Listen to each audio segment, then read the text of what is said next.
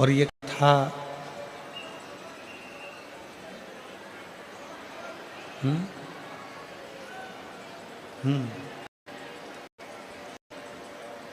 ये कथा केवल कथा नहीं है, व्यक्ति के जीवन की व्यथा को शिव तक पहुंचाने का एक क्रम है। भगवान शंकर तक ये स्पीकर नहीं चल रहा है, भगवान शिव तक पहुंचाने का एक क्रम ये कथा करती है। पंचम दिवस की कथा पंचम इंद्रियों को वश में करने के लिए।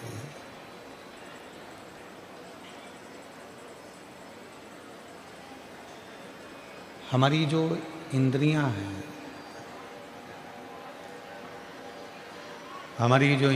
हैं, वो इंद्रियां किसी न किसी रूप में भटकती हैं। नेत्र हैं तो वो भी भटकते हैं, श्रवण है वो भी भटकते हैं, जिह्वा है तो वो भी भटक जाती है। और कभी कभी ऐसा होता है कि जो मन इन सब को काबू में करता है, वो मन भी दिन रात कहीं ना कहीं भटक जाता है।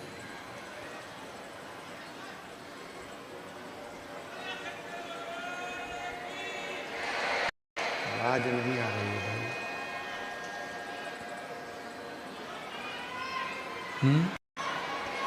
आवाज नहीं आ रही है। तो ये बक्से बढ़ाओ, बक्से चोंगे चोंगे से कुछ नहीं होगा। ये जो मन है, जब ये भटकता है तो फिर परमात्मा की शरणागति जीव को मिल नहीं पाती।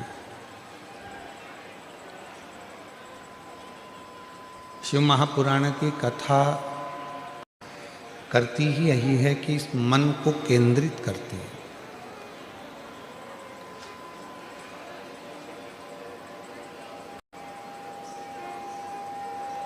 मन को खींचना कैसे है, मन को खींचकर परमात्मा तक लेकर कैसे जाना है।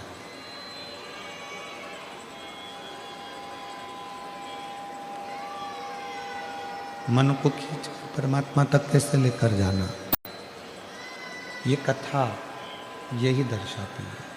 शंभु शंभु। ग्राउंड की आवाज खोली है ना भाई, उधर आवाज नहीं आ रही, इधर भी नहीं आ रही है, बाजू में भी।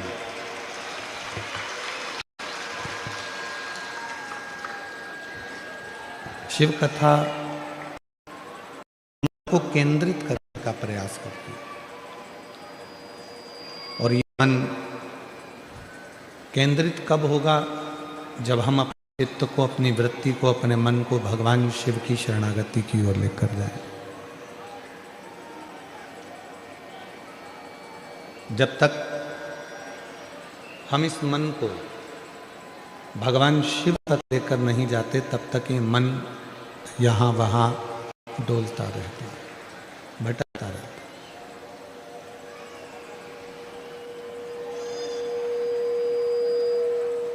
भगवान शंकर का जो पंचाक्षर मंत्र है नमः शिवाय, भगवान शंकर का जो षडाक्षर मंत्र है ओम नमः शिवाय, या भगवान शंकर का जो मंत्र है श्री शिवाय नमस्तुभ्यं, ये जितने भी शिव के जो मंत्र हैं, भगवान शंकर के जितने भी मंत्र हैं, ये ध्यान को केंद्रित करने के लिए।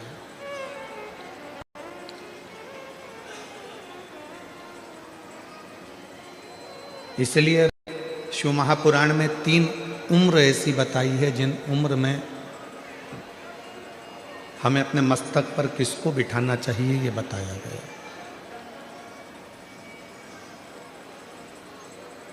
महापुराण में 3 उम्र ऐसी बता दी गई है, जिन उम्र में हमको अपने मस्तक पर किसको बिठाना है, किसको अपने मस्तक पर धारण करना है, ये बताया गया।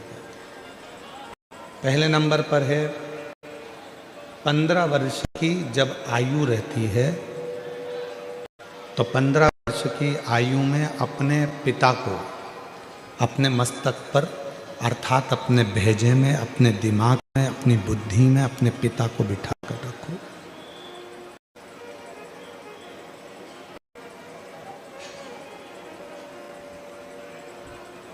पंद्रह वर्ष की आयु में जब पिता 15 वर्ष की आयु में जब पिता हमारी बुद्धि में होंगे, हमारे मस्तक पर होंगे, हमारी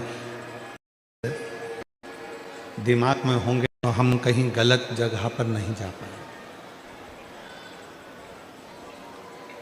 एक 15 वर्ष की आयु ऐसी आयु होती है जिसमें बच्चे भटक जाते हैं, बेटा बेटियां मार्ग से भटकने का प्रयास करते। और जिस बेटा बेटी के दिमाग में, बुद्धि में, मस्तक पर पिताजी बैठे होते हैं, अर्थात उसको ये मालूम होता है कि मेरे पिताजी का मान है, सम्मान है, इज्जत है। अगर गलत जगह पर जाऊंगा तो मेरे पिता का मान घट जाएगा। मैं गलत चीज खाऊंगा तो लोग मेरे पिताजी को क्या कहेंगे। मैं गलत जगह पर खड़ा रहूंगा तो लोग मेरे पिताजी को क्या कहेंगे। 15 वर्ष की आयु में पिता को अपने मस्तक पर बिठा लो, अर्थात अपनी बुद्धि में बिठा लो कि मुझे मेरे पिता की मर्यादा का ध्यान रखना है और अपने पथ को भ्रष्ट नहीं होने देना है, मार्ग को विभाजित करना है।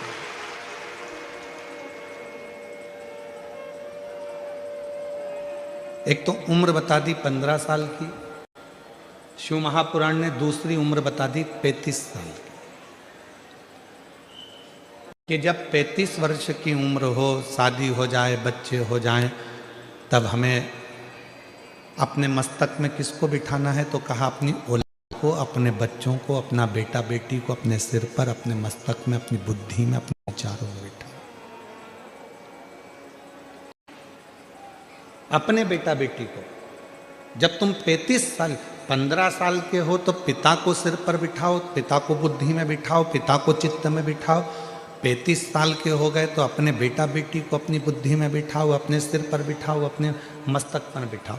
अपने दिमाग में अपने बेटा बेटी को बिठा लो कि अब मैं 35 साल का हो गया हूँ, मेरे घर में एक बेटे ने, मेरे घर में बेटी ने जन्म ले लिया है। अगर मैं नशा कर आऊँगा तो लोग मुझसे तो कम मेरे बच्चों से ज़्यादा कहेंगे कि तेरा बाप नाली में पड़ा हुआ था, तेरा पिता गंदी जगह पर था।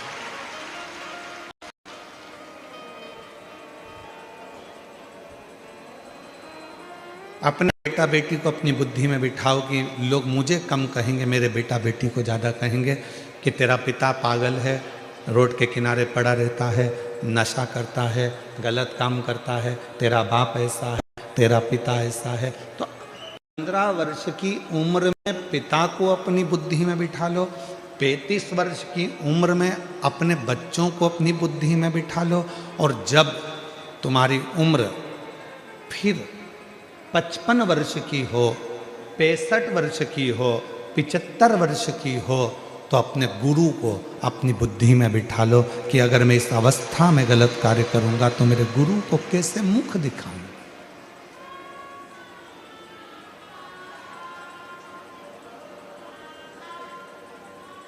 मैं अपने गुरु के सामने कैसे जाऊंगा, कैसे मुंह दिखाऊंगा कि मैंने अपनी पूरी जिंदगी अच्छे से निकालना था और मैंने अपनी जिंदगी को बिगाड़ दिया।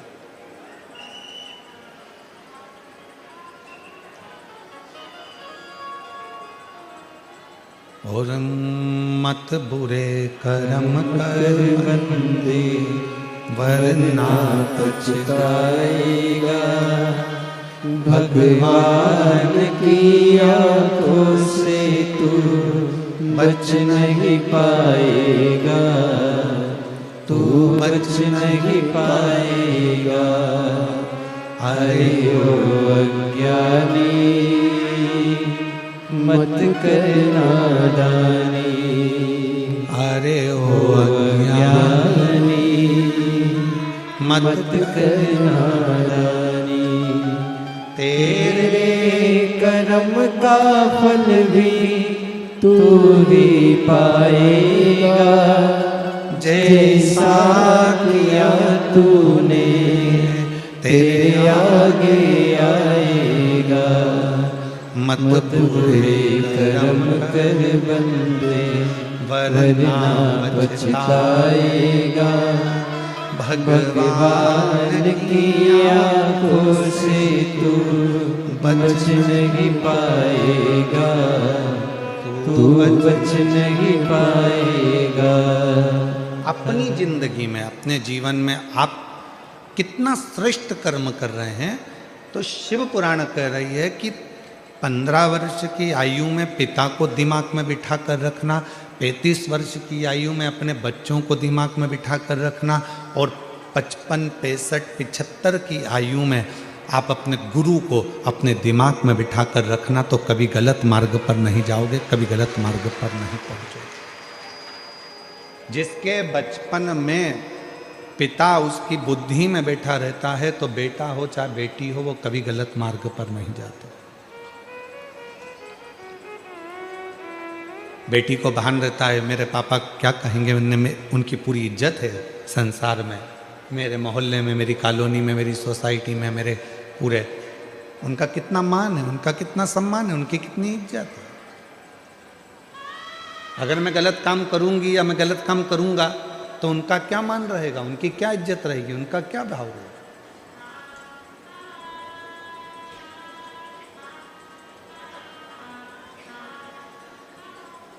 जिस बच्चे की जिंदगी में उसका पिता उसकी बुद्धि में बैठा होता है, वो बच्चा कभी गलत काम नहीं कर सकता, वो कभी गलत काम नहीं कर। और बुद्धि से पिता निकल गया तो वो बच्चा गलत काम करे।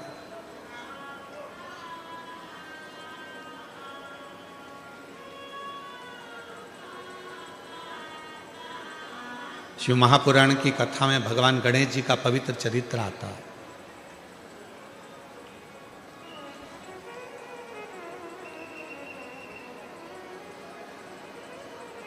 और भगवान श्री गणेश जी महाराज का चरित्र कहता है कि भगवान श्री गणेश जी महाराज ने अपने बुद्धि में, अपने विवेक में भगवान श्री शिव जी को बिठा कर रखा। दुनिया के लोग कहते हैं कि बुद्धि के देवता भगवान श्री गणेश जी महाराज हैं। कौन है? जम के बोलो, बुद्धि के देवता कौन है? गणेश जी महाराज। पर कोई तुमसे पूछे कि बुद्धि के देवता को बुद्धि का देवता बनाने वाला कौन है, तो आपको उत्तर देना पड़ेगा कि उनको बुद्धि का देवता बनाने वाला केवल एक है। नहीं तो माता पार्वती जी ने तो अपने तन का उपटन निकाला था, और पार्वती जी ने अपने तन का उपटन निकालकर उसका एक पुतला तैयार करा था। अब उस पुतले में प्राण दे दिया गया था।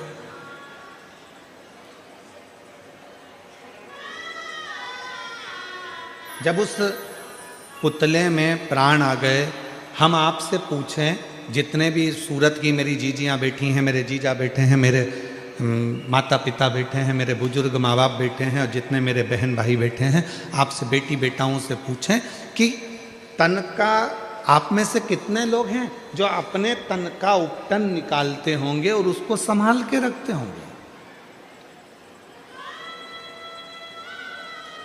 कोई नहीं।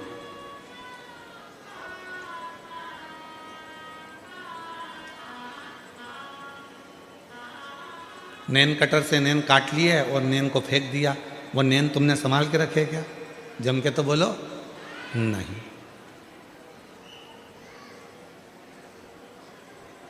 कटिंग करवाई, कटे हुए बाल फेंक दिए, उसको संभाल के रखा क्या? नहीं। तन में से मेल निकाला, उस मेल को निकाल कर फेंक दिया, उस मेल को संभाल कर रखा क्या? नहीं, कोई नहीं रखता।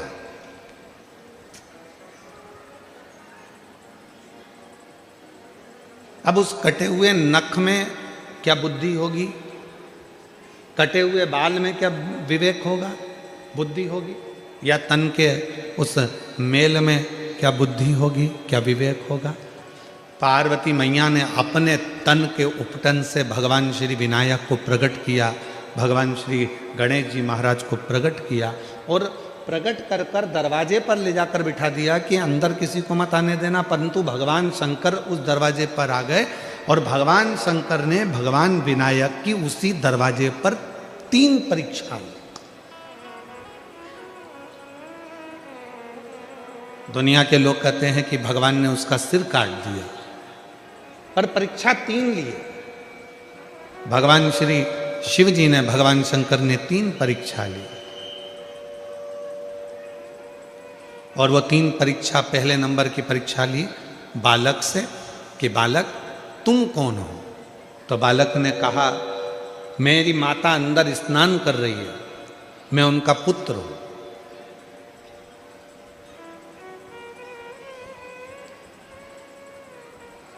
बालक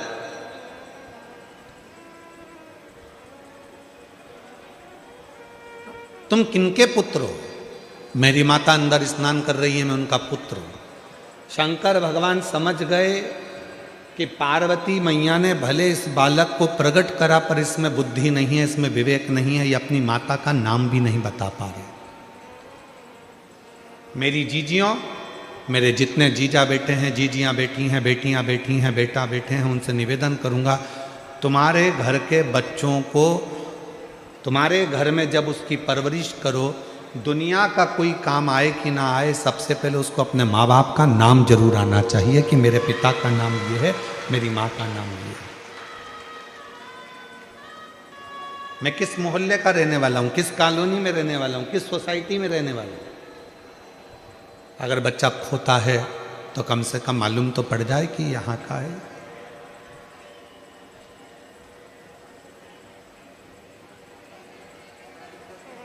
शिव जी समझ गए बुद्धि की कमी है। दूसरे नंबर पर भगवान शंकर ने परीक्षा ली और कहा कि मुझे अंदर जाने दो, और बालक ने उद्दंडता करना प्रारंभ कर दी।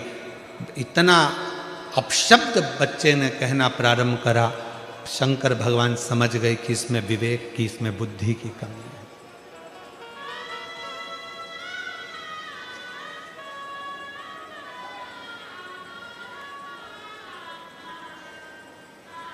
मेहमान आए और बच्चों ने झुककर प्रणाम किया तो समझ लेना कि वो बच्चा पहचान में आ जाता है कि इसके घर के संस्कार अच्छे हैं, इसके माँ बाप अच्छे हैं, इसके दादा दादी अच्छे हैं। कोई आया तो इन्होंने प्रणाम किया।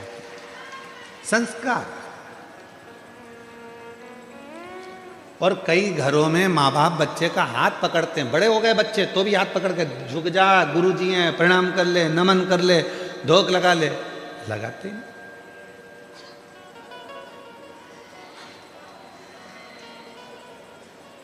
हमारे यहाँ कथा मंडप में एक सोमानी परिवार भी बैठा हुआ है और एक हमारे पूर्व के गोयल परिवार भी यहाँ बैठा हुआ है। हम सोमानी जी के यहाँ पर बैठे हुए हैं। कहीं कहाँ बैठे हुए? अच्छा, स्थान चेंज हो गया है तुम्हारा। तो हम इनके घर गए और इधर गोयल जी भी कहीं बैठे होंगे। तो हम जब इनके, अच्छा बैठे गोयल जी बैठे, हाँ बैठे।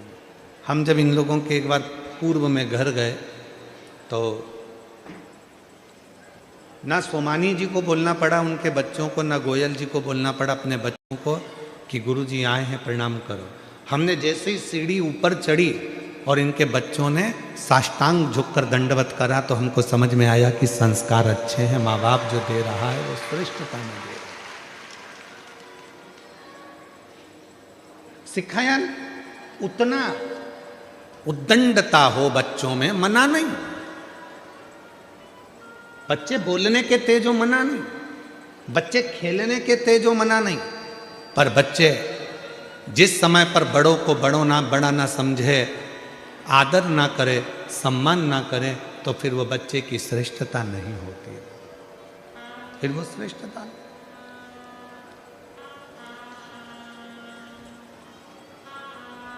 शिव जी जान गए ये उद्दंडता कर रहा है, अपशब्द कह रहा है, तो शिव जी समझ गए कि इसमें बुद्धि नहीं है।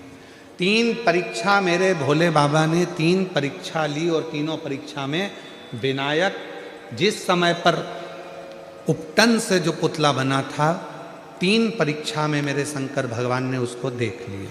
पहले नंबर पर अपनी माता का नाम नहीं बता पाया, दूसरे नंबर पर उद्दंडता में शिवजी को अपशब्द कह दिया, और तीसरे नंबर पर भगवान शंकर ने जैसे ही शस्त्र उठाया मारने के लिए, तो उसने भी अपना शस्त्र उठा लिया शिवजी को मारने के लिए। समझ नहीं पाया कि ये उम्र में बड़े हैं।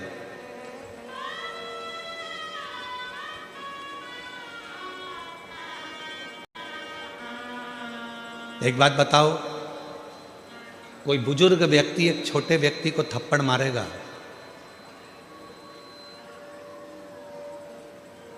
तो कोई दिक्कत है क्या? जम के बताओ। नहीं। पर कोई छोटा 8th क्लास में पढ़ रहा है, 6th क्लास में पढ़ रहा है, 7th क्लास में पढ़ रहा है, 9th क्लास में पढ़ रहा है, 10th क्लास में पढ़ रहा है, और कोई 72 साल का कोई बुजुर्ग व्यक्ति है और उससे झगड़ा हो जाए, और वो 10th क्लास का बच्चा वो 72 वर्ष की आयु वाले व्यक्ति के मुख पर थप्पड़ मारे, तो दुनिया भी कहेगी कि ये घर के संस्कार है। भले वो चिल्ला रहा था, डांट रहा था, अपशब्द कह रहा था, ताने दे रहा था, गाली दे रहा था, आड़ा टेढ़ा कह रहा था, पर तू तो छोटा था ना, तेरी तो बुद्धि में ये बात रहना थी, तुम्हें तो विवेक आना था, तुम तो छोटे थे ना। क्षमा मांग लेते, वो डांट भी देते, मार भी देते, लड़ाई भी कर लेते, कुछ कह भी देते तो चल जाता, पर तुम छोटे होकर बड़े पर हाथ उठा रहे हो, ये श्रेष्ठता नहीं। 3 परीक्षा, 3 परीक्षा, और वो 3 परीक्षा जो ली गई, वो 3 परीक्षा में बालक फेल होता चला गया, तीनों परीक्षा में फेल।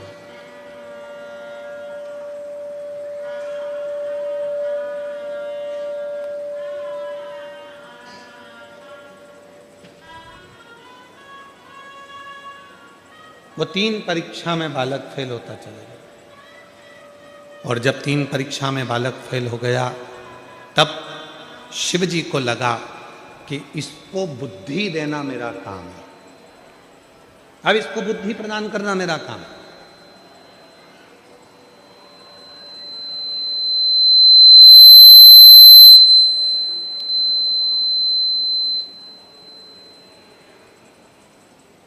अब इसको बुद्धि देना पड़ेगा मुझे, अब बुद्धि प्रदान करना पड़ेगा मुझे। दुनिया के लोग कहते हैं भगवान श्री गणेश जी महाराज बुद्धि के देवता हैं। शिव महापुराण की कथा कहती है कि गणेश जी महाराज को भी अगर बुद्धि प्रदान कर रहे हैं तो वो मेरे देव अधिदेव महादेव प्रदान कर रहे हैं, मेरे शिव।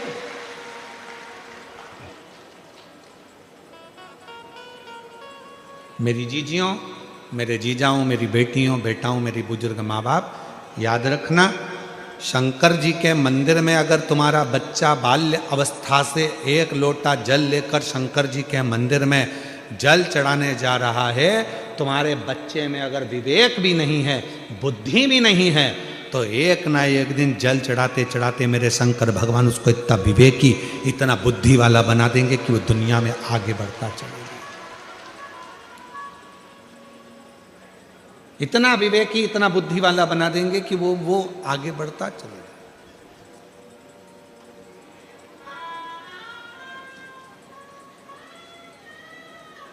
इतना विवेकी, इतना बुद्धि। अब आपको क्या सिखाना है अपने घर के बच्चों को कि तुम जाओ शंकर जी के मंदिर में 1 लोटा जल चढ़ाओ, शिव जी के मंदिर में जाओ 1 लोटा जल चढ़ाओ। क्यों? क्योंकि हमारे बच्चे को विवेकवान अगर बनाना है तो शिव की शरणागति बहुत जरूरी है। कितना सुंदर कहा, एक बार माता सरस्वती भी अपने स्वरों को भूल गई थी। एक बार माता सरस्वती ने भी अपने स्वर छोड़ दिए थे, स्वर भूल गई थी। श्री शैलम पर पहुंची और श्री शैलम पर पहुंचकर नटराज भगवान शंकर की आराधना करना प्रारंभ करी। और जैसे ही नटराज भगवान शंकर की आराधना करना प्रारंभ करी तो भगवान तुमरुका जी प्रकट हुए और तुमरुका जी को शिव जी ने कहा माता सरस्वती कुछ चाहती हैं। तुमरुका जी ने कहा उनके स्वर उनको चाहिए, उनका गायन उनको चाहिए, उनका नृत्य उनको चाहिए, उनका संगीत उनको चाहिए। तब भगवान शंकर ने माता वीणा वादनी जी को भी, माँ बागेश्वरी को भी, माँ सुंदर वीणा वादनी को भी, माँ सरस्वती को भी मेरे शंकर भगवान ने स्वर प्रदान कर दिए थे। ऐसे मेरे देवाधिदेव महादेव हैं, ऐसे मेरे भगवान शंकर हैं, जो सरस्वती को भी स्वर प्रदान कर देते हैं, जो गणेश जी को बुद्धि प्रदान कर देते हैं, जो गणेश जी को रिद्धि सिद्धि प्रदान कर देते हैं और दुनिया का सुख देने के लिए गणेश जी को शुभ लाभ दे देते हैं, अमोद प्रमोद दे देते हैं और दुनिया को शीतलता देने के लिए संतोष रूपी धन संतोषी भी प्रदान कर देते हैं। वो शिव। एक प्रसंग और मिलता है बुद्धि का, शिव महापुराण में एक प्रसंग बुद्धि का और मिलता है, बड़ा सुंदर प्रसंग है। एक संत ने, जो शंकर जी की आराधना करने वाले थे, साधना करने वाले थे, ऐसे एक संत ने संकल्प ले लिया था 1 वर्ष तक झूठ नहीं बोलूंगा, सत्य पर चलूंगा।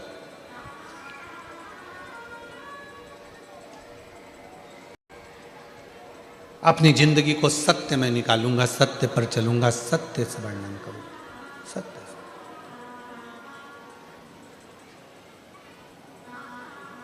और तपस्वी संत बैठ गए तब साधना करने के लिए, साधना में डूब गए तपस्वी से।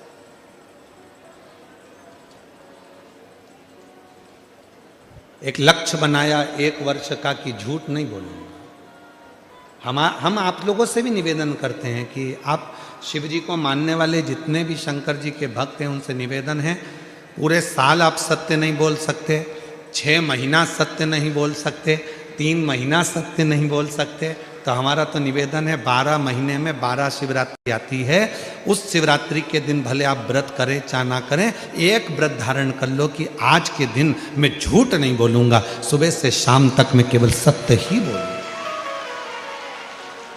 आप मत बोलो, हमें मालूम है तुम पूरी साल सत्य नहीं बोल पाओगे, और अगर सही में सत्य बोल दोगे तो हो सकता है कि घर में झगड़ा भी हो जाए। हो सकता है वो एक कथा मिलती है ना कि एक बहुत विद्वान महाराज, बहुत विद्वान पंडित जी, इतने विद्वान लोग कहते थे इतने विद्वान पंडित जी तो मरेंगे तो सीधे स्वर्ग जाएंगे, और पंडित जी मरे तो नरक चले गए। अब इतने विद्वान पंडित जी जब नरक गए तो नरक में मोहल्ले के लोग भी गए बहुत सारे, तो उन्होंने पूछ लिया क्यों पंडित जी, तुम तो इतनी बड़ी सोसाइटी में रहते थे, तब भजन करते थे, तब प्रवचन करते थे, इतनी कथा कहते थे, और तुम मरने के बाद में नरक आ गए, तुम्हें तो स्वर्ग जाना था, आखिर तुम नरक क्यों आए? पंडित जी बोले मेरी ओर नहीं आया, मेरी पत्नी के कारण नरक आया।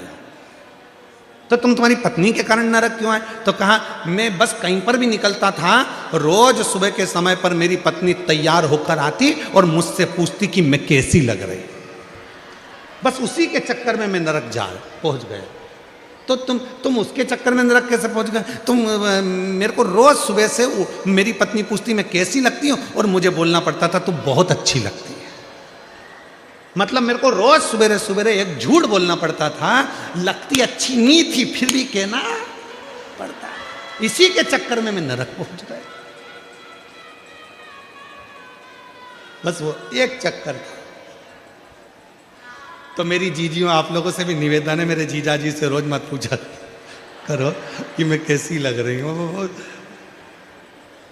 वो बापड़ा तुम्हारे चक्कर में स्वर्ग की जगह नरक पड़ी जावे, कहा मतलब था मैं कैसी लग,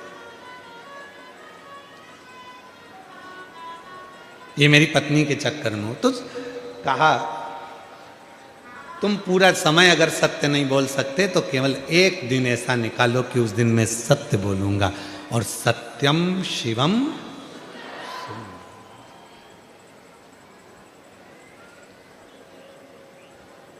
सत्यम शिवम, सत्य आया, शिव आया, शिव आया, तो जीवन अपने आप सुंदर अपने आप हो गया।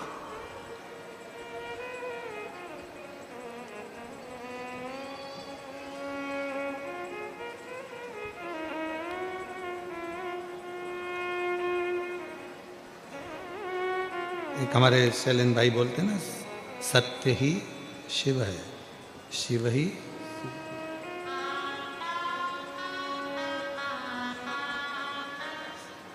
सत्यम शिवं सुंदरम, सत्यम शिवं सुंदरम। ईश्वर सत्य है, सत्य ही शिव है, शिव ही सुंदर है। सत्यम शिवं सुंदरम, सत्यम शिवं सुंदरम।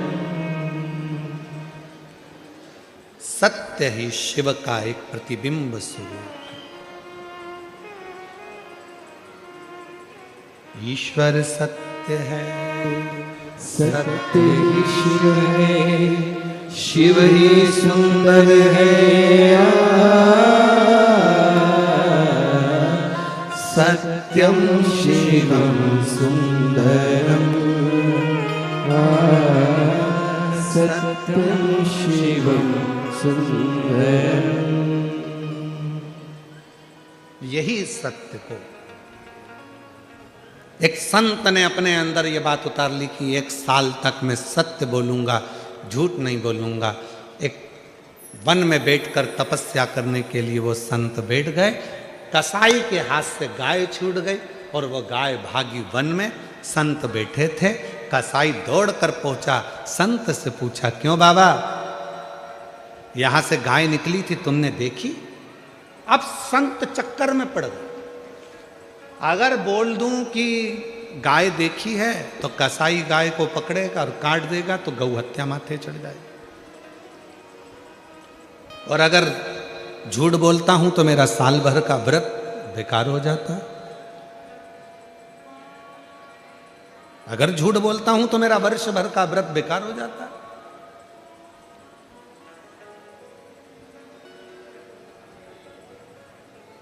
कभी कभी 2 उलझन में भगवान लाकर पटक देता है, कभी कभी।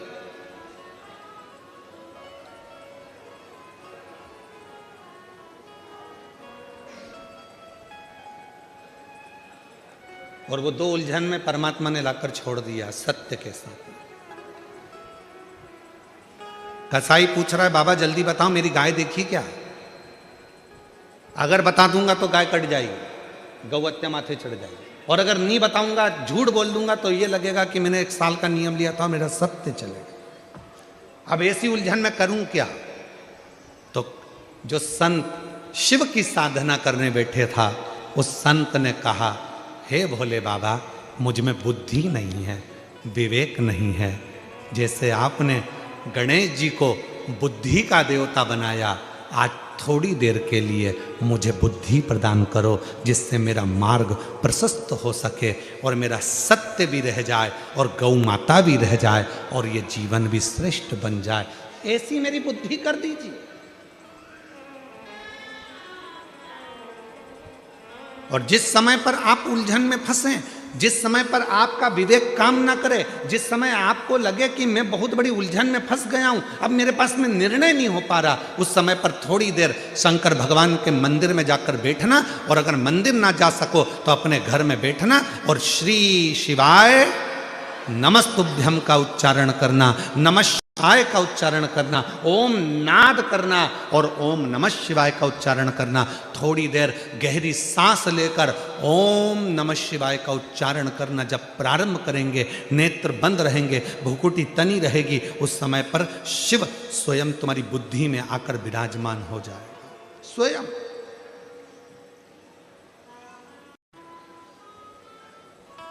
लंबी श्वास के साथ में जब ओम का नाद निकलता है, ओम का नाद,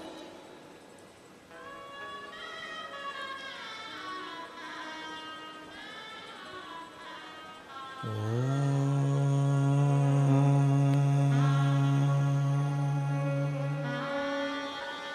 नमः। जितने भी बैठे हैं सावधान मुद्रा में बैठकर 5 बार ओम का लंबा स्वर और नमः शिवाय का स्मरण कर कर देखिएगा।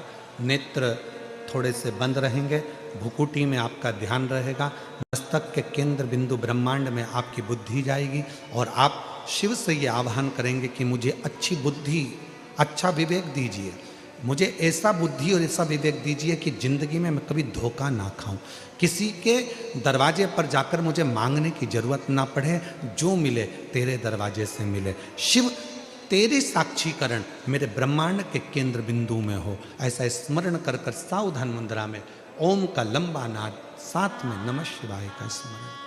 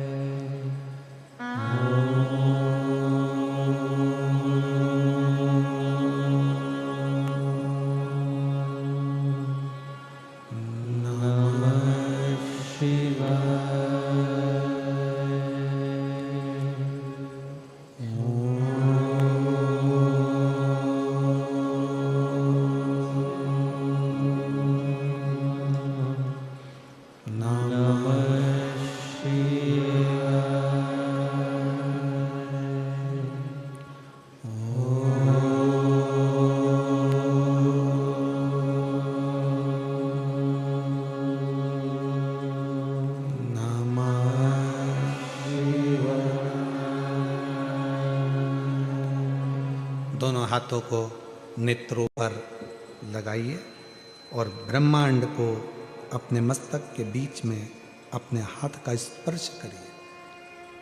शिव हमारी बुद्धि को केंद्रित करते हैं। आपको कुछ देर के लिए ऐसा लगेगा जैसे कोई बिंदु मेरे सिर के अंदर घुस रहा है, प्रवेश कर रहा है, कोई बिंदु मेरे भीतर आ रहा है।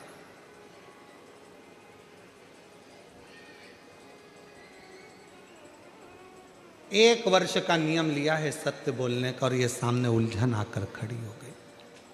इस उलझन को सुलझाऊं कैसे? तो तुम्ही ने दर्द दिया है, तुम्ही दवा देना। तुमने दिया है, ये उलझन भी तुमने लाकर खड़ी है। सत्य बोलूंगा तो गाय कट जाएगी और नहीं बोलूंगा तो मेरा व्रत टूट जाएगा। अब ये निर्णय तुम्हारा है तो उत्तर भी तुम्हें देना पड़ेगा। तब मेरे भगवान शंकर भूकुटी में आकर बैठ गए और जिह्वा से बोलना प्रारंभ कर दिया। जब तुम शिव को बुलाते हो, शिव को पुकारते हो, तो निर्णय तुम्हारा नहीं होता, फिर निर्णय शंकर करना प्रारंभ कर देते हैं अपनी वाणी। अब शिव ने निर्णय कैसा दिया? कसाई पूछ रहा है, बाबा जल्दी बोलो मेरी गाय दूर चली जाएगी, जल्दी बोलो मुझे मेरी गाय पकड़ना है। बाबा सत्य बोलना, बिल्कुल सही बताना, क्या तुमने गाय को देखा है? तो बाबा बोले, नेत्र देखते हैं पर बोलते नहीं है। नेत्र देखते हैं पर बोलते नहीं है, और जिह्वा देखती नहीं है, बोलती है। तो निर्णय मैं कैसे दे सकता हूं? नेत्र ने देखा, वो बोलेगा नहीं, और जिह्वा देखी ही नहीं तो बोले क्या? खा। उस कसाई ने कहा ये तो बाबा पागल है, न जाने कहां कहां की बात कर रहा है, और उसने छोड़ा और गाय ढूंढने चला गया। संत ने हाथ जोड़कर बाबा से कहा, धन्यवाद निर्णय देने के लिए, बहुत सुंदर निर्णय आपने दे दिया। नेत्र देखा है पर बोलता नहीं है।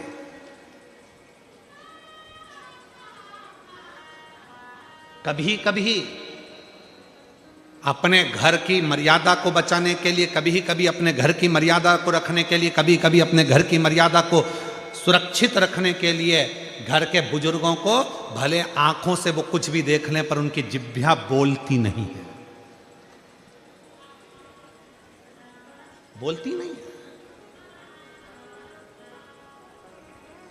बहू पूछती है क्या मम्मी, मैंने सुना है कि ये आपके जो बेटे हैं ये ऐसे हैं, ये गलत काम करते हैं, ये ऐसे। माँ ने भले देखा हो, पर कभी कभी माँ उन दृष्टि के उत्तर को भी चुप रहकर मौनता में रख लेती है। परिवार ना टूट जाए, घर ना टूट जाए, परिवार ना छूट जाए, संबंध ना खराब हो जाए, इसलिए कभी कभी नेत्र भले देखे हों पर नेत्र बोलते नहीं है, और जिह्वा देखती नहीं है, बोलती है। ये जिह्वा।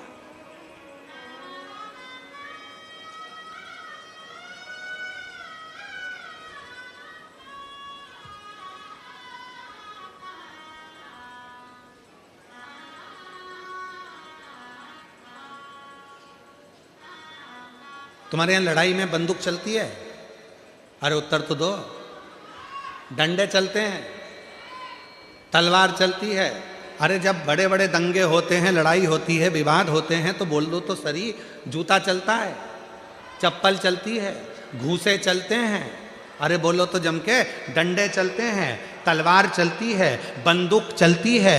बंदूक कब चलती है? तलवार कब चलती है? डंडे कब चलते? छोटू भाई बहुत अच्छा प्रसंग है, स्मरण करिएगा।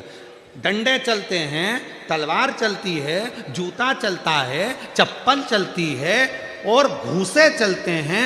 ये सब बाद में चलते हैं, सबसे पहले जीवान चलती है।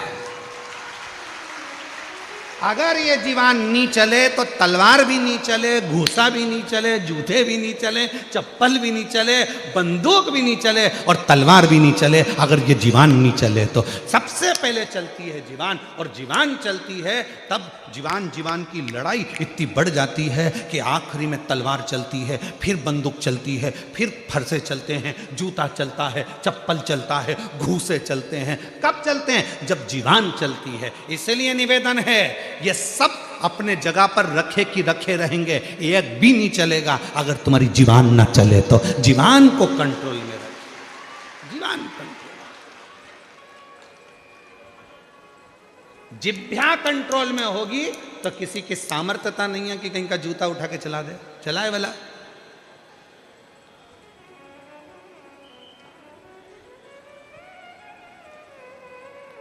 पंडाल में बैठने की जगह तो तुमको मिल जाए, मना ही नहीं है बैठने की जगह बिल्कुल मिले, पर तुम आते से जो सिर पे पल्लू मल्लू लेके और अकड़ वकड़ दिखा, हट रही कि नहीं हट रही? मैं तो यहीं बैठूंगी, जा। और सिर पे पल्लू लेके झगड़ा कर ले। उसका सामान उठाया, वहां पटक दिया, उसने वहां उठाया, वहां पटक दिया, और जगह बनाकर बैठने की तैयारी करी। जीवान चली थी सबसे पहले, हट रही कि नहीं हट रही? जीवान चली। और अगर वही जीवान बड़े प्रेम से, काकी तुम्हारे लिए घर से मैं खिचड़ी बना के लाई हूँ, थेपला बना के लाई हूँ।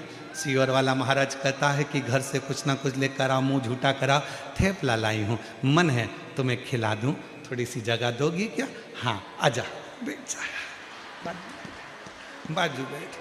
और दोनों ने थेपला में अपना निकाला और खा खुआ के अब कहाँ जा रहे? तो मैं कथा सुन लूँगी। अरे बैठ जाना, कौन मना कर रहा? तुम्हें थेपला और फाफड़ा तो इतना कमाल करता है कि लोचे की तो जरूरत ही नहीं पड़ती, इतना काम कर जा। अब तुम प्रेम की भाषा, प्रेम की भाषा।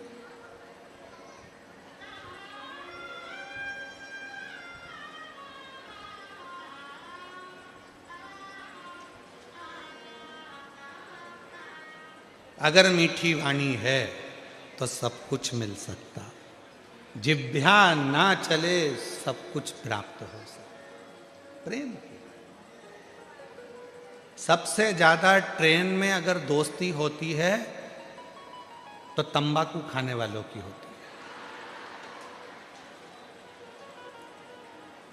काहे मिश्रा जी, ठीक बोले हैं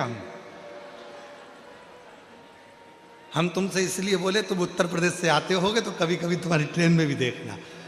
सबसे अच्छी दोस्ती अगर होती है सेंगर जी, तो तंबाकू खाने वालों की दोस्ती बड़ी अच्छी होती है। बहुत लड़ाई झगड़ा, बहुत जगह नहीं मिल रही, ये नहीं मिल रही, वो नहीं मिल रही, खूब लड़ाई झगड़ा, और इतनी देर में लड़ाई झगड़ा करा, जगह नी भी दे रहा है, नी भी दे रहा है, नी भी दे रहा है। और जो खड़ा हुआ व्यक्ति है ना, वो धीरे से जेब में से निकाल ले और मल ले।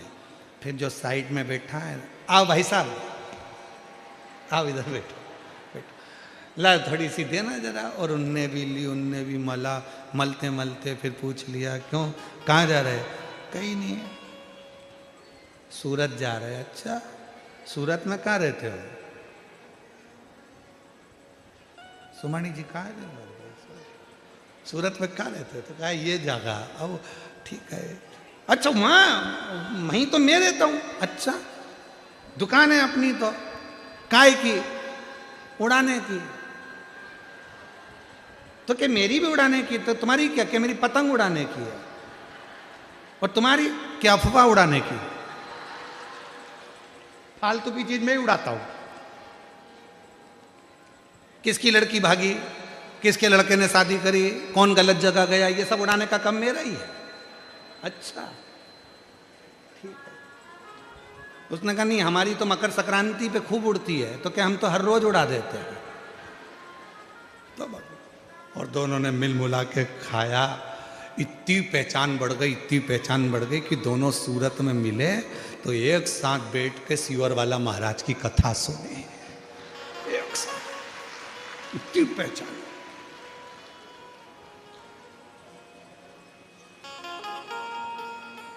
अभी ट्रेन के लोग देख रहे थे, इतनी भयंकर लड़ाई चल रही थी कि जूता चप्पल चल जाते हैं। एक दूसरे की गिरबान पकड़ ली, लड़ लिए, झगड़ लिए।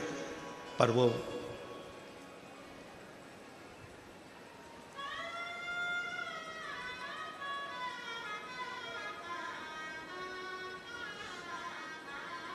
रखा। और ऐसा नहीं है कि वहीं पर काम ये होता है। कई लोग कथा में भी आते हैं, वो धीरे धीरे बैठकर जेब में से निकाल के मल लेते हैं, फिर भजन का इंतजार करते हैं, बाबा भजन कब गाएगा। और महाराज जी ने जैसे ही भजन गाया, भोला सब दुख काटो, भोला सब दुख काटो। और जैसे ही महाराज जी ने कहा हार हार,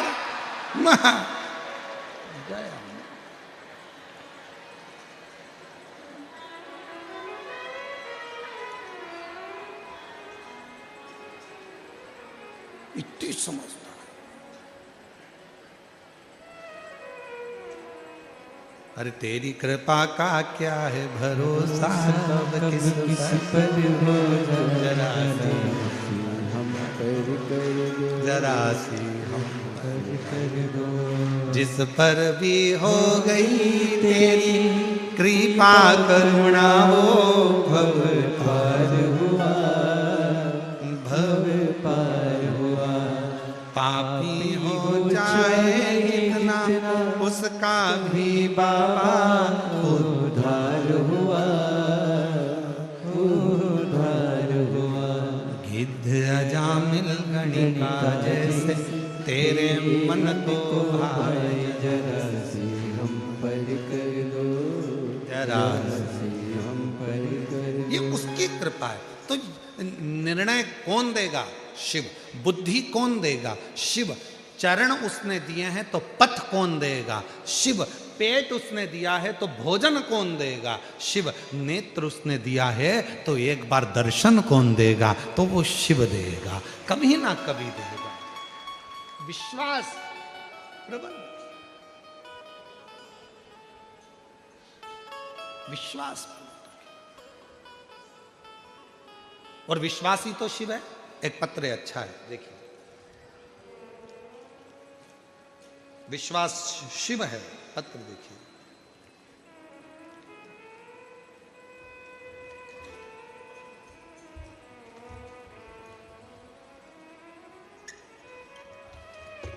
इसमें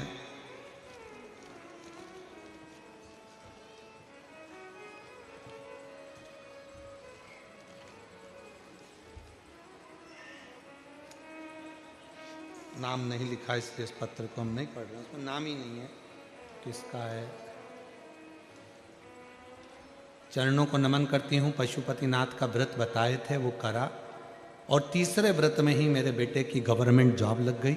मैं बाबा को यहाँ प्रणाम करने आई हूँ। अनीता गुप्ता सूरत से हैं। कहीं बैठी हो अनीता गुप्ता सूरत से, मेरे बेटे का गवर्नमेंट जॉब लग गया है, मैं बाबा को यहाँ प्रणाम करने के लिए आई। एक पत्र और बड़ा सुंदर है।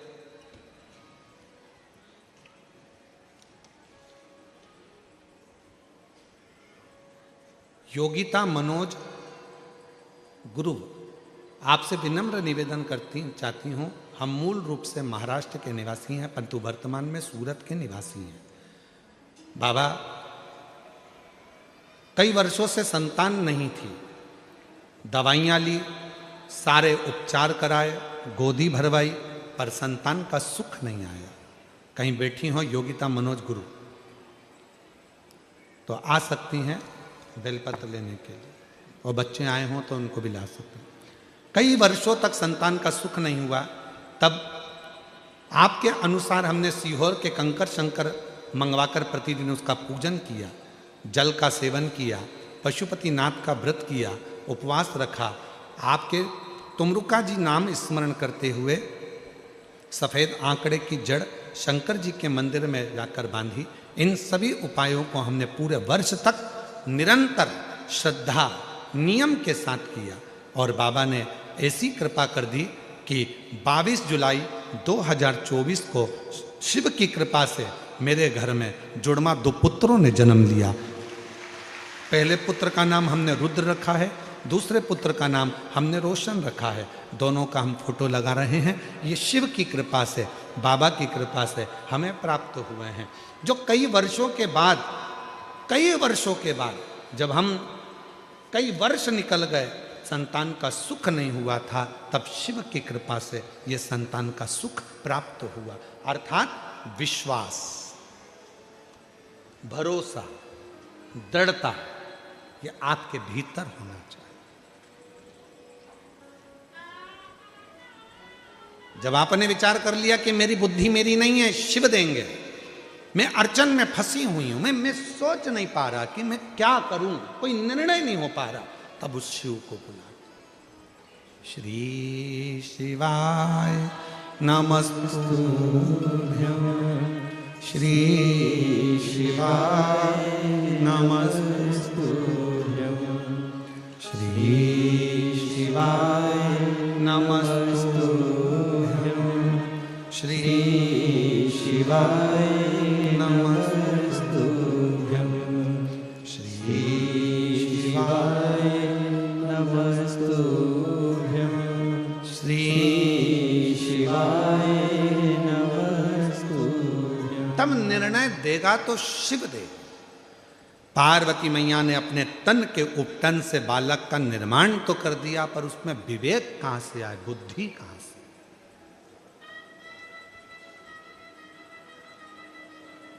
शिव कथा कह रही है,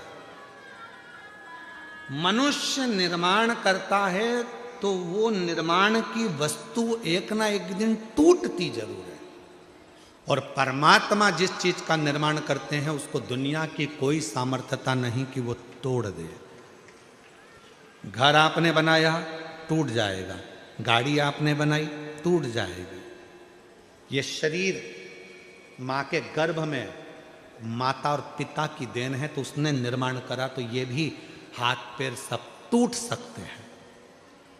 गाड़ी टूट जाएगी, दुकान टूट जाएगी, जमीन, सब जो चीज है आपके पास में, आपने जिसका निर्माण करा वो टूट सकती है, पर परमात्मा जिसका निर्माण करते हैं वो कभी नहीं टूटती। ये शरीर भी आपका बनाया हुआ है, अर्थात माता और पिता का बनाया हुआ है, इसलिए हाथ भी टूट जाता है, पाँव भी टूट जाता है, नाक भी टूट जाती है, ये कान भी टूट जाता है, पाँव के घुटने भी टूट जाते हैं, पर परमात्मा ने एक चीज ऐसी बनाई जो दुनिया में कोई नहीं तोड़ सकता, वो है उसकी आत्मा, उसका हृदय, उसकी आत्मा। जिस आत्मा को कोई नहीं तोड़ सकता, वो आत्मा को ना तो कोई छेदित कर सकता है, ना पानी गीला कर सकता है, ना अग्नि जला सकती है, ना वायु सुखा सकती है। वो आत्मा एक ऐसी परमात्मा ने बनाई है, उसको कोई खंडित कर ही नहीं सकता।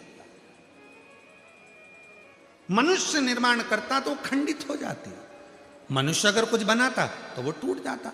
मनुष्य ने अगर कुछ बनाया है तो वो टूटेगा ही, निश्चित है। कोई ने अगर सामान बनाया है तो टूटेगा, घड़ी बनाई तो टूटेगी, झूमर बनाया टूटेगा, बंगला बनाया टूटेगा, सब टूटने वाली सामग्री। मनुष्य जो बनाता है वो एक ना एक दिन, 100 साल में, 50 साल में, 25 साल में, 200 साल में, 400 साल में, 500 साल में टूटेगा जरूर। पर जो परमात्मा ने बनाया वो कभी जिंदगी में नहीं टूटता, वो अजर और अमर है। और इसलिए आत्मा अजर और अमर मानी गई है, ये कभी नहीं टूटती, कभी नहीं टूटती।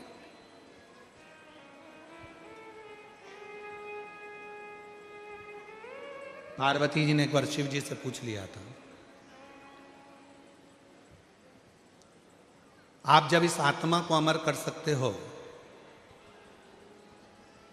आत्मा को नहीं टूटने देते हो, तो क्या आप अपने भक्त को भी कभी टूटने नहीं देते हो? शिव जी ने वचन दिया, सुनो पार्वती, जो मेरा ध्यान करता है, जो मुझे भजता है, मेरा स्मरण करता है, उसको दुनिया में कभी मैं टूटने नहीं देता। उसको इतना मजबूत कर देता हूं कि वो प्रखर हो जाता है, प्रबल। बस वो विश्वास मुझ पर करे, वो भरोसा मुझ पर करे। उसको ये विश्वास होना चाहिए कि उधर मेरे परमात्मा ने दिया है तो पेट वो भरेगा। हाँ, मेहनत तुम्हें करना है, परिश्रम तुम्हें करना है, संघर्ष तुम्हें करना है। सियोर वाला बाबा कहता है कि एक बेलपत्री में शहद लगाकर शंकर भगवान को लगाओ और फिर बाबा निर्णय देगा। पर सियोर वाले महाराज ने उसके साथ में एक बात और कही है कि मेहनत तुम्हें करना पड़ेगा, रात दिन एक करना पड़ेगा, पूरा परिश्रम तुम्हें करना पड़ेगा, पूरा परिश्रम तुम्हें करना पड़ेगा, तब तुम्हारा रिजल्ट जो आएगा वो तुम्हारे पक्ष में आएगा, पक्ष में।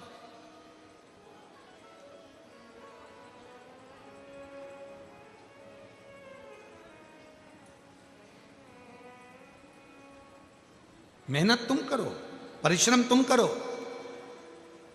कई लोग कह देते हैं हमारा ये काम नहीं चल रहा, हमारी फैक्ट्री नहीं चल रही, हमारी दुकान नहीं चल रही, ऐसा लग रहा है किसी ने हमारी फैक्ट्री पे टोना कर दिया, ऐसा लग रहा है किसी ने टोटका कर दिया, ऐसा लग रहा है हमारी दुकान को किसी ने बांध दिया, ऐसा लग रहा है कि हमारे ऊपर किसी ने काला जादू कर दिया, किसी ने ऐसा कर दिया।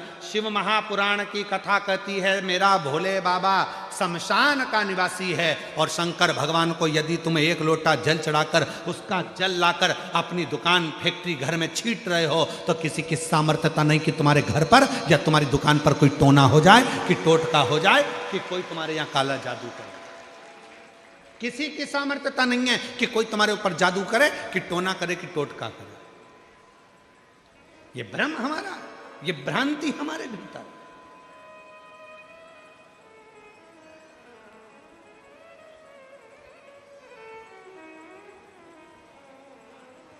शिव के पास सब है।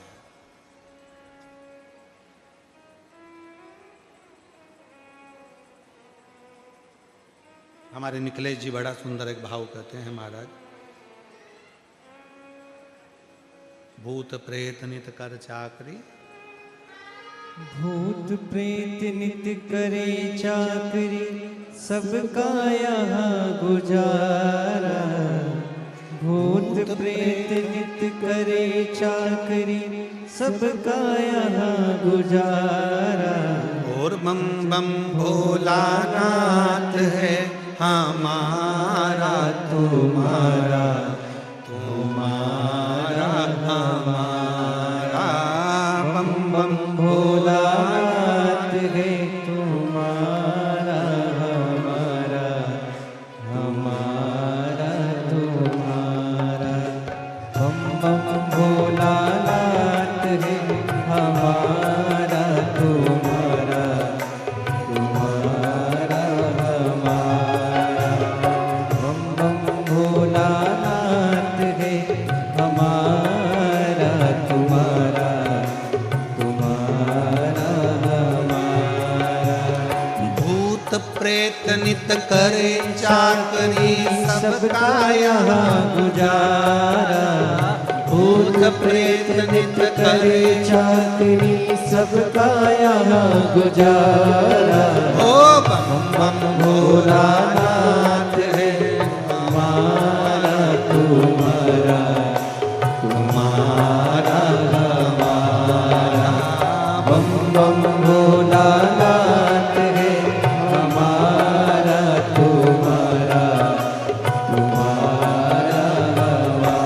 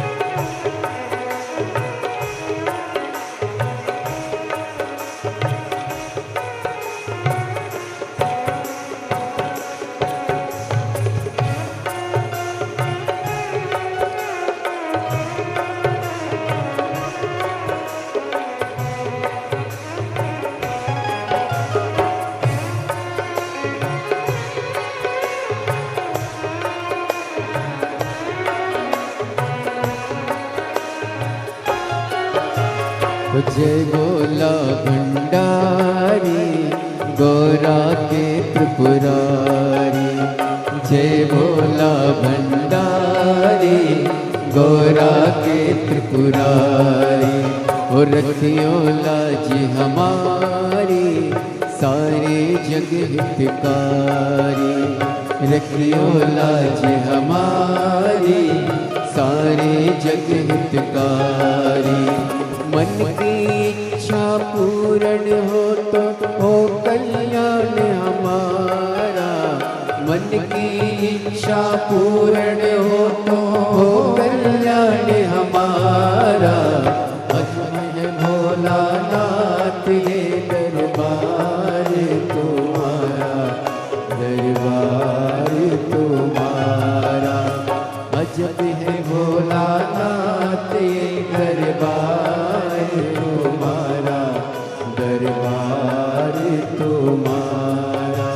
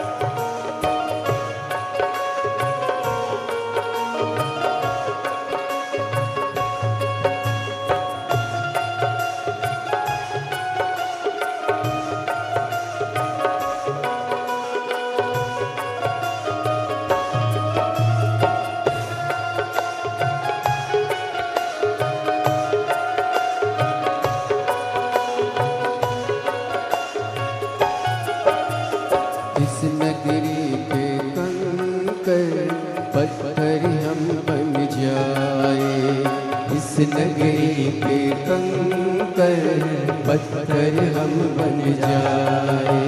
ओ इस नगरी के कंकर नगरी के कंकर पत्थर हम बन जाए, भक्ति हमारे ऊपर चढ़कर मंदिर जाए, भक्ति हमारे ऊपर चढ़कर मंदिर जाए। भक्ति जनों के पाँव पड़े तो हो उद्धार हमारा, भक्ति जनों के पाँव पड़े तो हो उद्धार हमारा। अजब है भोलानाथ ये दरबार तुम्हारा, दरबार तुम्हारा। अजब है भोलानाथ ये दरबार तुम्हारा, दरबार तुम्हारा। भूत प्रेत नित्य करे चाकरी सबका यहाँ गुजारा, भूत प्रेत नित्य करे चाकरी सबका यहाँ गुजारा। अजब है भोलानाथ ये दरबार तुम्हारा, दरबार तुम्हारा। ओ अजब है भोलानाथ ये दरबार तुम्हारा, दरबार तुम्हारा।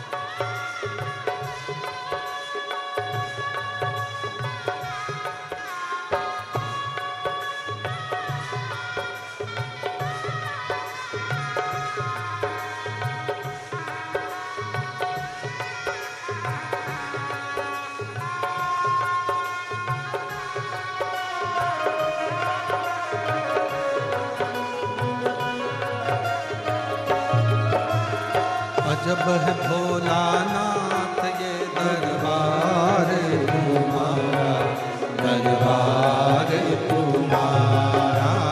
अजब है भोलानाथ ये दरबार तुम्हारा, दरबार तुम्हारा। अजब है भोलानाथ ये दरबार तुम्हारा, दरबार तुम्हारा। अजब है भोलानाथ ये दरबार तुम्हारा, दरबार तुम्हारा।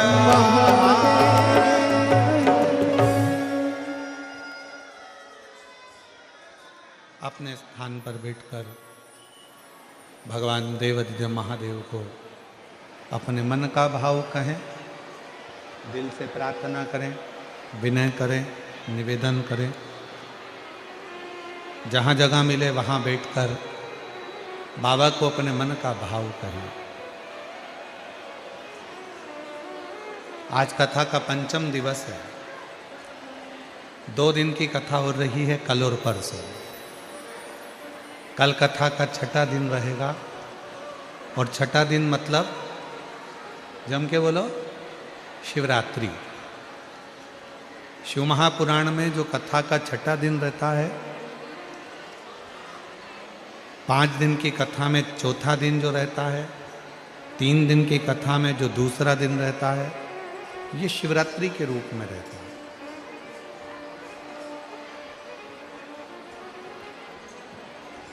कल भी कथा का समय यही 2 बजे से 5 बजे तक रहेगा, पर परसों जब कथा विराम होगी तब कथा का समय सुबह 8 बजे से 11 बजे तक रहेगा।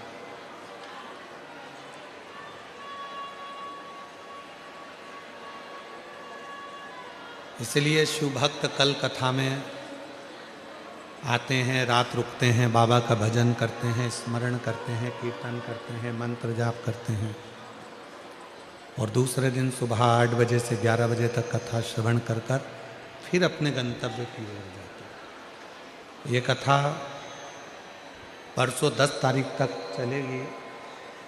एक लड़के को भेजकर उसको सुनवाया। परसों 10 तारीख तक कथा चलेगी। फिर 16 तारीख से 22 तारीख तक शिव महापुराण की कथा बड़ौदा गुजरात में रहेगी। 1 बजे से 4 बजे तक कथा का समय रहेगा। उसके बाद में कथा 27 तारीख से 31 जनवरी तक सतुआ बाबा शिविर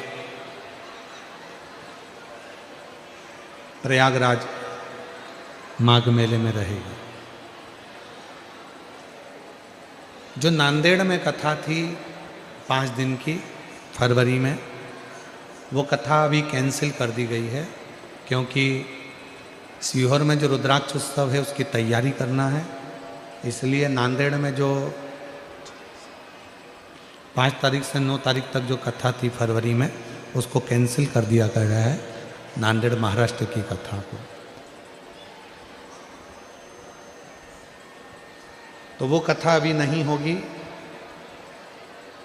11, 12, 13 को डबरा मध्य प्रदेश में कथा रहेगी और 14 से 20 फरवरी तक रुद्राक्ष महोत्सव रहेगा। बाबा को अपने मन का भाव कहेंगे, दिल से प्रार्थना करेंगे, हृदय से बाबा को विनय करेंगे। जिसको जहाँ जगह मिल जाए वहाँ बैठकर दिल से बाबा को प्रार्थना करिए, निवेदन करिए।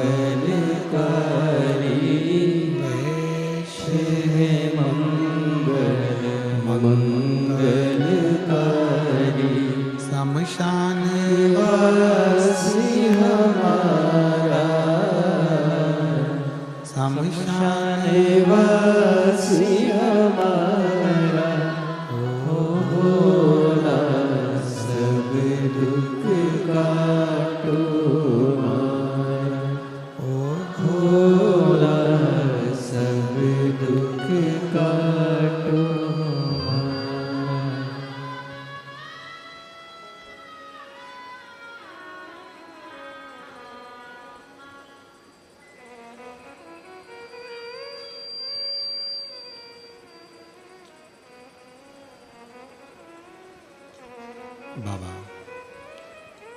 देवादिदेव महादेव भगवान शिव, ओगड़दानी, तरकालदर्शी, कैलाशी, अविनाशी भगवान शिव की कथा कह रही है। नीचे कर दो, नीचे कर दो उसको।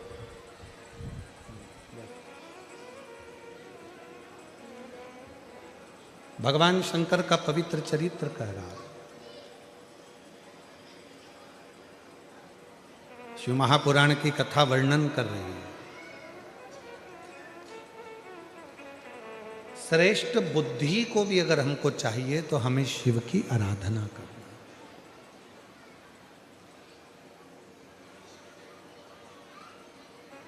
श्रेष्ठ बुद्धि,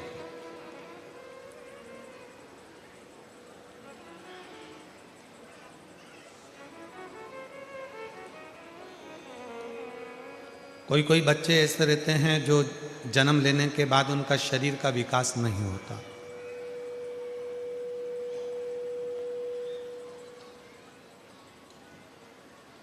मुख में से राल टपकती रहती है, पलंग पर सोए रहते हैं, हिलते नहीं, शरीर उनका काम नहीं करता, उसको गोदी में रखना पड़ता है, ले जाना लाना पड़ता है, उसको अपनी इंद्रियों का भी ध्यान नहीं रहता कि उसको वॉशरूम आई है, कि उसको कुछ खाना है या पीना है या कुछ, उसको सुध नहीं। उन बच्चों के लिए भी शिव महापुराण में एक बड़ा सुंदर सा प्रसंग आता है। अगर आपकी कॉलोनी में, आपकी सोसाइटी में, आपके मोहल्ले में, आपके आसपास के क्षेत्र में इस तरह के अगर बच्चे रहते हैं तो उनके माँ बाप को चाहिए कि शिव को, भगवान शंकर को जो बेल होता है, बेल देखा है आप लोगों ने? इधर सूरत गुजरात में क्या बोलते हैं? बेला ही बोलते हैं। तो बेला का जो फल होता है, उस फल के अंदर का जो गुर्दा होता है,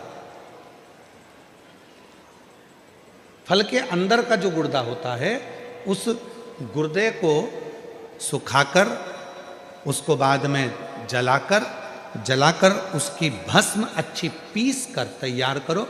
और जिस दिन सोमवार की अष्टमी हो, सोमवार के दिन अगर अष्टमी की तिथि पड़ जाती है या अष्टमी के दिन सोमवार पड़ जाता है, तो उस दिन देवादिदेव महादेव को, अगर मंदिर में आप वो भस्म नहीं चढ़ा सकते तो घर में ही उस बाबा को थोड़ी सी चुटकी भरकर भस्म, वो जो बेले की भस्म बनाई है, वो शिव को समर्पित कर दो। उसी भस्म को निकालकर उठाकर, जो डब्बी में ज़्यादा भस्म है उसी में उसको डाल लो, और उस भस्म को बिल्कुल पिसी बारीक एकदम महीन भस्म को, जो बच्चा राल टपकाता है या उसका शरीर का विकास नहीं होता है, शरीर कमज़ोर है, वो उठ नहीं सकता, बैठ नहीं सकता, इंद्रियों का भान नहीं रहता, उस बच्चे को यदि थोड़ी थोड़ी भस्म प्रदोष समय के पहले, प्रदोष काल के पहले, शाम के समय के पहले अगर उस भस्म को थोड़ी सी मात्रा में, जरा सी मात्रा में अगर उसकी जिह्वा पर लगाया जाए तो धीरे धीरे उसकी इंद्रियां काम करना प्रारंभ कर देती है। इंद्रियां काम करती हैं। डॉक्टर का भी इलाज करवाओ, डॉक्टर को भी दिखाते रहो, क्योंकि डॉक्टर शिव का एक रूप मानते हैं शिव पुराण में। और साथ में शिव जी पर भरोसा भी करो, विश्वास।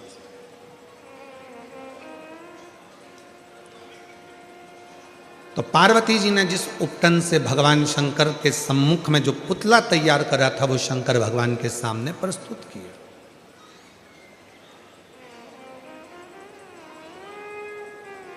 और जब वो पुतला देखा गया तो शिव जी ने उसकी परीक्षा ली। भगवान शंकर ने 3 परीक्षा विनायक की ली है, 3 परीक्षा। और आप सबके सम्मुख में है कि लोग कहते हैं भगवान शंकर ने उनके ही पुत्र का शीश काट दिया, उनके ही बेटे का सिर काट दिया, उनके ही बेटे का सिर काट दिया। सिर काटा नहीं है, भगवान शंकर ने जो मस्तिष्क था, जो बुद्धि थी, जो विवेक था, वो श्रेष्ठ नहीं है। इसलिए शिवजी ने उनको शीश काटना मतलब बुद्धि को हटा देना। जो गलत बुद्धि है, गलत विचार है, गलत सोच है, गलत दृष्टि है, उसको हटाकर श्रेष्ठ बुद्धि का निर्माण कर देना और बुद्धि के देवता भगवान श्री गणेश जी को प्रकट कर देना, ये मेरे शंकर भगवान ने कहा, ये मेरे शिव जी ने कहा, ये मेरे ओघड़दानी मेरे भगवान देवाधिदेव महादेव भगवान शंकर ने किया, ये शिव ने। अच्छा, हनुमान चालीसा में एक लाइन आती है, आप लोग पढ़ते होंगे, अष्ट सिद्धि, बोलते जाओ, अष्ट सिद्धि नवनिधि के असबर दीन जानकी माँ। राम रसायन तुमरे पासा सदा रहो रघुपति के। एक लाइन आई है, अष्ट सिद्धि नवनिधि के दाता। मतलब हनुमान जी महाराज को ये लाइन क्यों लिखी तुलसी मामा ने? लिखने का केवल एक कारण था, क्योंकि शंकर भगवान के अंश अवतार श्री हनुमान जी महाराज हैं और शंकर भगवान अष्ट सिद्धि नवनिधि सर्वबुद्धि के देने वाले हैं। जो अपने बेटे को भी बुद्धि दे देते हैं, वो संसार के हर जीव को कहीं ना कहीं बुद्धि प्रदान कर सकते हैं। अष्ट सिद्धि नवनिधि के दाता असबर दीन जानकी माता, राम रसायन तुमरे पास सदा रहो रघुपति के, तुमरे भजन राम को पावे जन्म जन्म के दुख बिसरावे। अष्ट सिद्धि नवनिधि के दाता श्री शिव जी, भगवान शंकर। और वही भगवान शंकर, वही मेरे ओघड़दानी, वही मेरे शिव जी। पार्वती मैया ने देखा कि मेरे बेटे का सिर कट गया, जिसको मैंने तैयार करा था वो बेटे का सिर कट चुका है और ये बेटा है ही नहीं। अब मेरे बेटे का मस्तक कहां से आएगा, कौन लाएगा? शंकर भगवान के सामने पार्वती मैया हाथ जोड़कर बोली, आपने मेरे बेटे का सिर काटा है तो आप ही जोड़ोगे। और यही तो माता पार्वती जी सारे जगत को बताना चाहती हैं कि तुम्ही ने दर्द दिया है, तुम्ही दवा दो।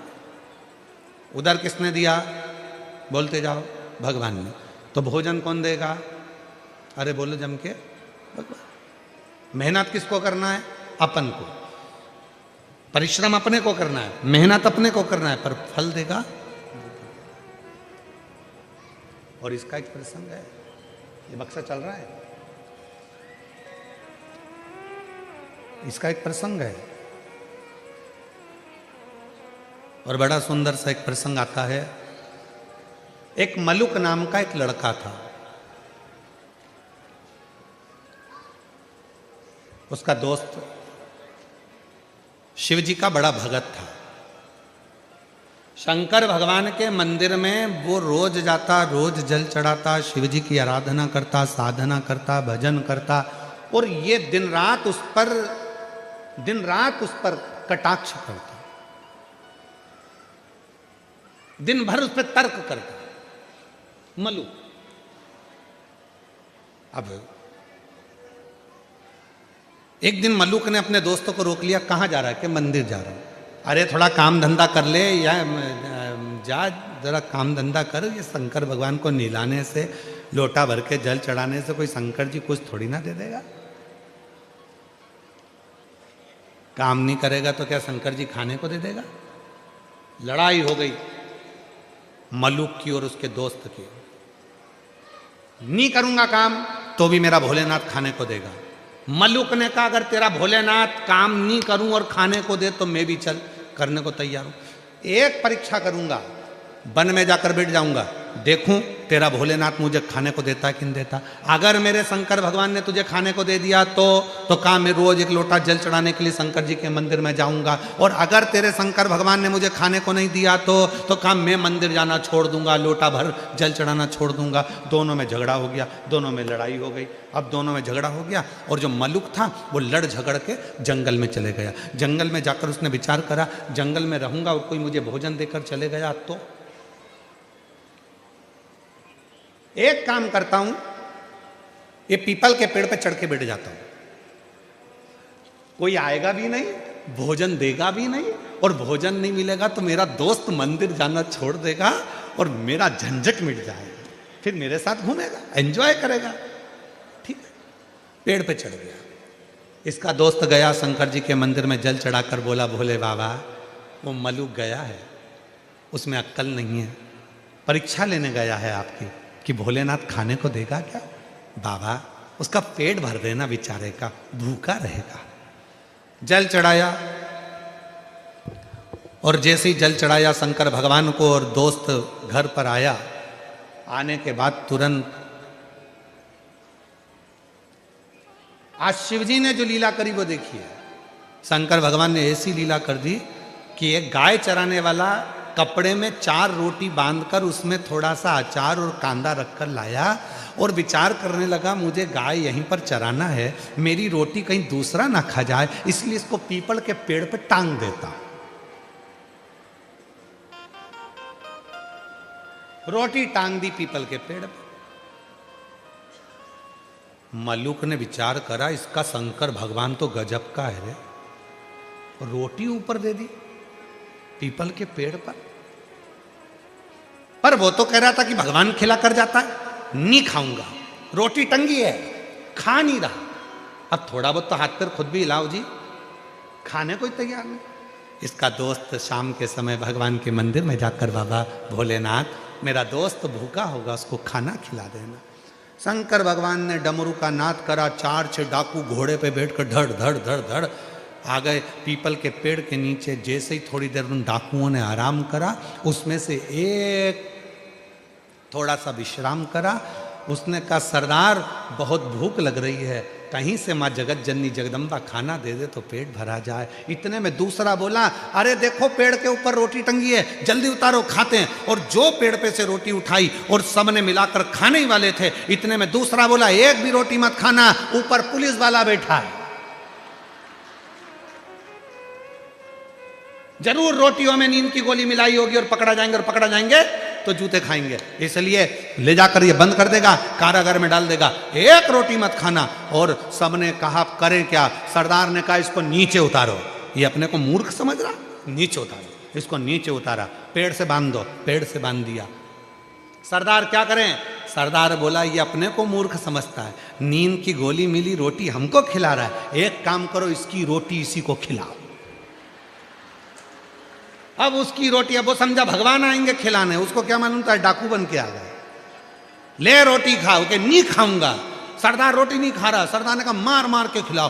दो ने इधर से दिया, दो ने उधर से दिया, मुंह में रोटी ठूस है, फिर मारे फिर रोटी, फिर मारे फिर रोटी, लाल नीला पीला कर कर रोटी खिलाकर और पूरे रस्सी खोल दिए और डाकू चले गए। ये शाम को पिटा पिटाया, दुचा दुचाया, कबाड़ खाने के कबाड़े जैसा। रास्ते में से लंगड़ाता जा रहा था। इसका दोस्त मंदिर से आ रहा था। उसने पूछा क्यों भोलेनाथ जी मिले थे? इतने में मलुक बोला तेरा भोलानाथ नहीं खाओ तो मारता भी था, नहीं खाओ तो मारता।